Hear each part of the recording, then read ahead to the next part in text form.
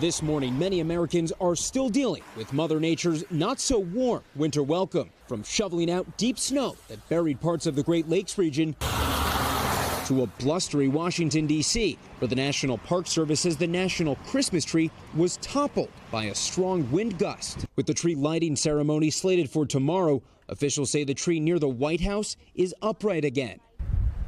Powerful winds also blowing across Ohio, Pennsylvania, and New York, helping fuel lake-effect snow since Monday. In hard-hit Vermont, officials say a motorist was killed after their car collided with a bus. The Great Lakes storms finally winding down today after piling up nearly 2 feet in some areas. The snowblower would have been nice. I have one, but with this kind of snow, it doesn't pick it up. It just jams up in it. So we're out here shoveling, getting our exercise. Outside Cleveland, police believe treacherous conditions led to a pair of pileups involving over 20 vehicles. One crash causing serious but non-life-threatening injuries. You make sure that your vehicles are prepared for winter driving, that your tires have good tire depth, and that your windshield wipers are in functioning order, and that you have a lot of patience when you're traveling.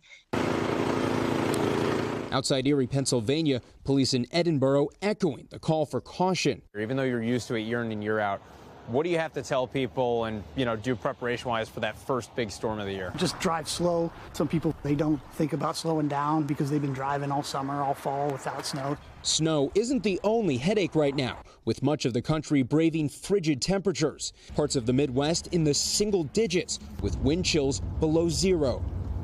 Here in the Great Lakes region, the lake effect snow warnings have all just expired, so hopefully conditions improve. You can see, though, how cold it is still out here, so people are going to definitely want to keep bundling up. And on top of that, again, ice and slush on the roadway, so people who are heading out the door this morning definitely going to want to still take it a little bit slower, Savannah. Good advice, Jesse. Thank you. Really did get hit there in Edinburgh, Pennsylvania. Mr. Roker, how's the rest of the stuff looking? Well, we've got some really cold air filing in. There's a big low over Hudson Bay, Canada, and it is forcing cold Arctic air all the way down to the south, freezing air diving down. In fact, we got 7 million people from Baton Rouge all the way to Wilmington under freeze warnings and frost advisories. Temperatures right now, it feels like 29 in Charleston, 9 in Pittsburgh, 22 in New York City, 16 in Nashville. Those temperatures today along the eastern seaboard into the Ohio River Valley, it's going to be 36, only 36 in Pittsburgh, 11 degrees below average. Tallahassee,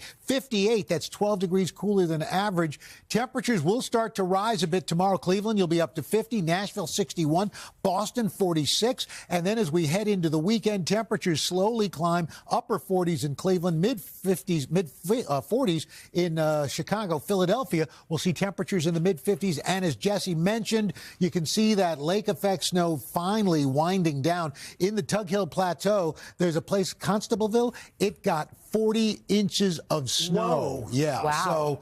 So that lake effect machine really cranked up, guys. All right, Al, thank you. Hey, thanks for watching. Don't miss the Today Show every weekday at 11 a.m. Eastern, 8 Pacific on our streaming channel, Today All Day.